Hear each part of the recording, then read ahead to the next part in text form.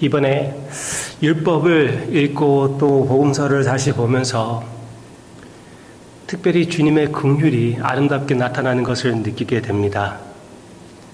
그 사랑의 주님을 함께 바라보며 우리의 귀를 그의 음성에 기울입시다. 찬양합시다.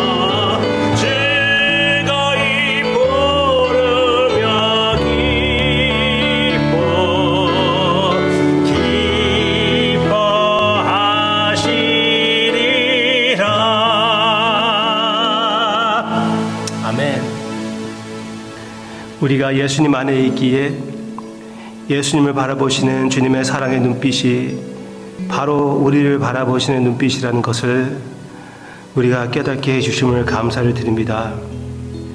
그 사랑의 눈빛 아래 사는 우리가 되게 해주시기를 그 목표를 위하여 오늘의 주님의 음성을 들려주시기를 간절히 기도하고 원하오며 예수님의 이름으로 기도합니다. 아멘. 오늘은 주님께서 참 신기한 방법으로 이렇게 맹인을 치료해 주시는 그 이적을 이루어 주시는 그 모습을 보게 됩니다. 마가복음 8장 22절부터 보겠습니다. 어저께 이야기 이어서 보는 내용입니다.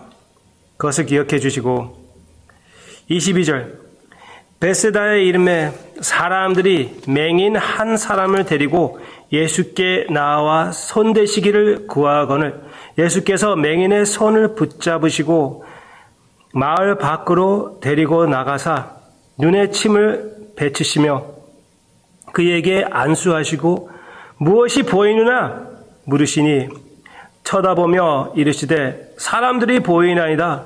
나무 같은 것들이 걸어가는 것을 보나이다 하거늘 이에 그 눈에 다시 안수하심에 그가 주목하여 보더니 나아서 모든 것을 밝히 보는지라.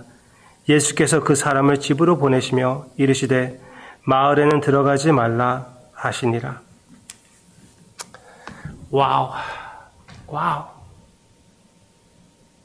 모든 능력의 주님, 심지어 우리 주님이 하나님이신데, 창조주 하나님이신데, 물론 육신을 입은 메시아로서 오셨지만 그래도 창조주 하나님의 영으로서 진도하심을 받으시고 본인이 친히 창조주 하나님이신데, 그리고 다른 때에는 그냥 말로만 완전히 치료해 주시는 그 말에 능력이 있어 그 말씀으로 치료해 주시는 주님이시지만 여기에서는 만지고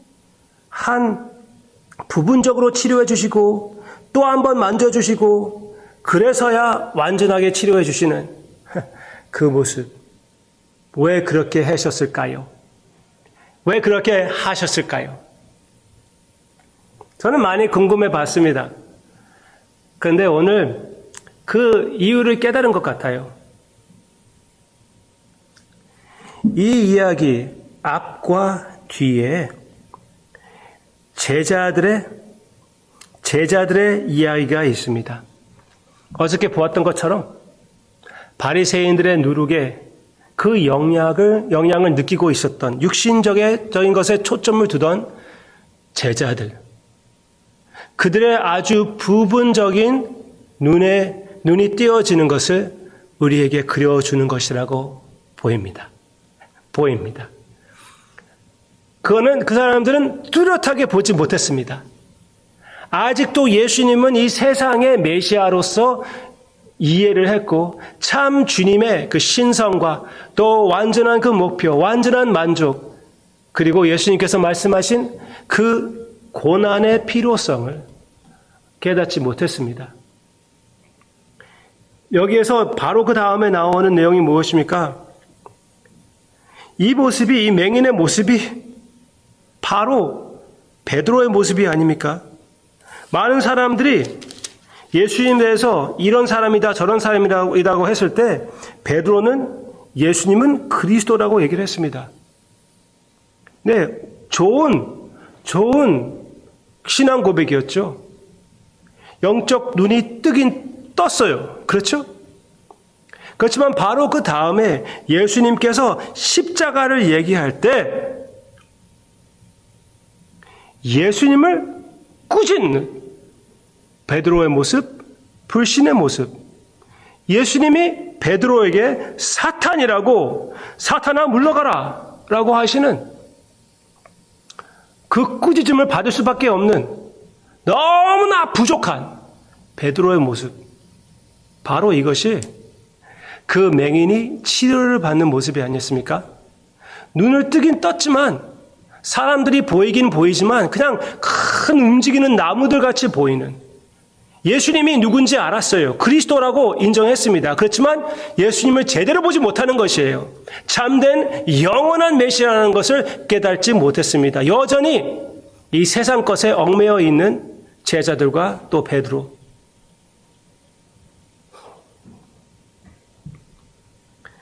그게 이 내용이라고 저는 이제 믿습니다.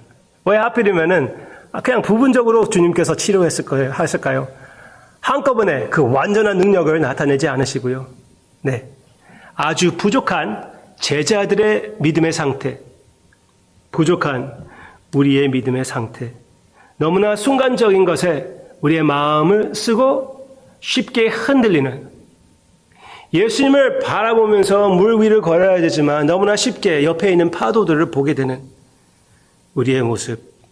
어느 정도 지금은 평화의 삶을 살고 있지만 우리에게도 십자가와 같은 고난이 미래에 있다는 것 우리가 깨닫지 못하고 마음을 준비하지 못하는 우리의 모습.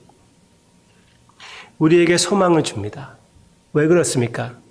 주님께서 깨끗하게 이 사람의 눈을 치료해 주셨습니다.